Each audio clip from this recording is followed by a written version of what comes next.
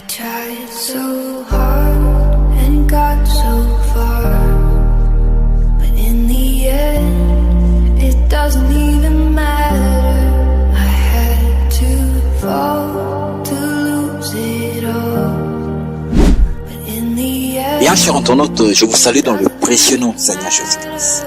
Nous sommes le lundi 8 avril 2023 et devant le micro, votre humble serviteur Emmanuel Kassosoula. À la réalisation, la sœur Aïcha Milolo Saïdi et à la caméra, Khadija Odia. Dans cette émission de Réma sur la RDC, nous aurons comme thème, tel que vous allez voir sur cet écran géant, le jugement de Salomon. Le jugement de Salomon est donc le thème auquel nous allons, bien chers internautes, aborder dans cette émission afin de ressortir la pensée de Dieu par rapport à notre nation, la RDC. Voyez-vous, c'est au travers d'une parole prophétique que nous allons ressortir au travers la parole de Dieu, au travers la Bible.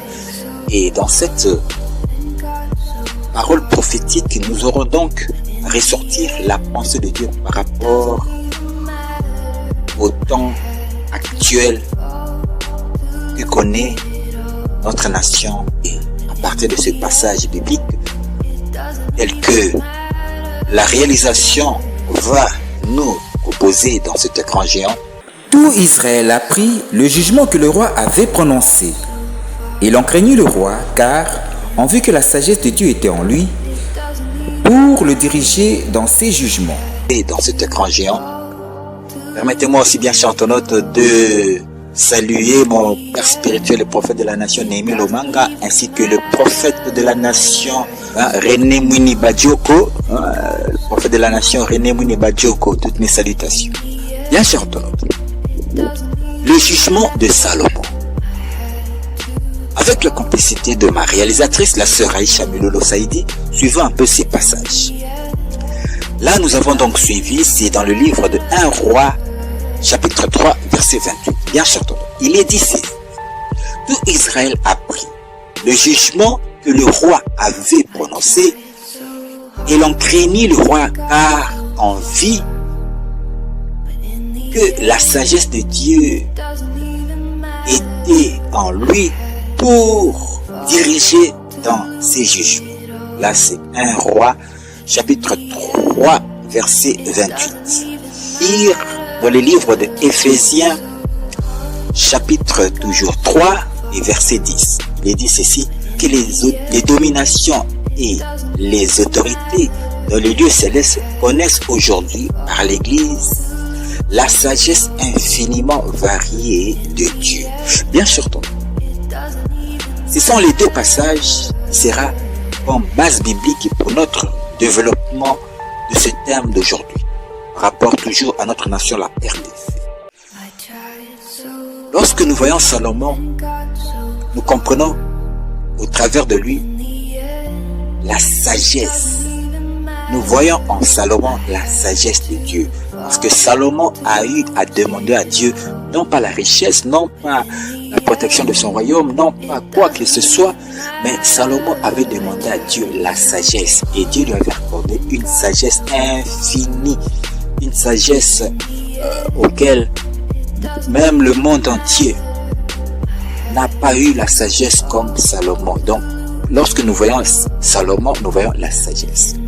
Par rapport à notre nation, qu'est-ce que nous pouvons en sortir comme leçon, comme pensée de Dieu par rapport à ce passage? Nous donnons cette illustration. Cette illustration, bien chers internautes, par rapport à notre nation, la RDC, lorsque nous voyons les deux femmes qui se disputent l'enfant, cela est l'image par rapport à notre nation, la RDC. Il y a deux camps. Les deux femmes représentent dans notre nation, la RDC, deux camps. Il y a le camp dans le monde politique, dans notre nation. Il y a un camp, car les deux femmes représentent deux camps. Et l'enfant représente notre nation, la RDC. Alors, la femme qui est propriétaire la vraie femme qui est propriétaire de l'enfant, c'est le camp de ceux qui ne veulent pas voir la nation congolaise être balkanisée. Car couper l'enfant en deux est l'image de la balkanisation de notre nation, la RDC. Couper l'enfant en deux est l'image de la partition de notre nation. Voyez-vous, en deux. Car la femme qui ne veut pas voir son enfant être coupé en deux est l'image des Congolais qui ne veulent pas voir la balkanisation de notre nation. C'est la frange des Congolais qui ne veulent pas voir la partie, que le Congo soit départi en fractions, le morcellement de cette nation, le Congo. Ce sont les Congolais qui ne veulent pas, qui veulent l'unité du Congo. Contre la femme qui voulait à ce qu'on coupe l'enfant en deux est l'image des Congolais qui, en connivence avec la pensée occidentale par rapport à notre nation, qui veulent à tout prix la balkanisation du Congo, la RDC. Voyez-vous, car c'est une pensée qui tire son origine des Occidentaux, les États-Unis, la France, la communauté européenne. C'est les puissances mondiales d'aujourd'hui. Ils veulent à tout prix faire du Congo ce qu'ils ont fait au Soudan. La balkanisation du Soudan, c'est le produit de l'Occident. Et ils veulent refaire cela ici au Congo. Ils veulent effectivement balkaniser le Congo. Voyez-vous? Et c'est ça, la femme qui voulait à ce qu'on coupe l'enfant en deux. Ça représente le commanditaire, c'est l'Occident. Et qui, n'est-ce pas, achète les consciences des Congolais pour exécuter leur plan de la balkanisation du Congo. Ce sont donc les deux femmes. Voyez-vous? Alors, et l'enfant représente le Congo. Et qui est Salomon?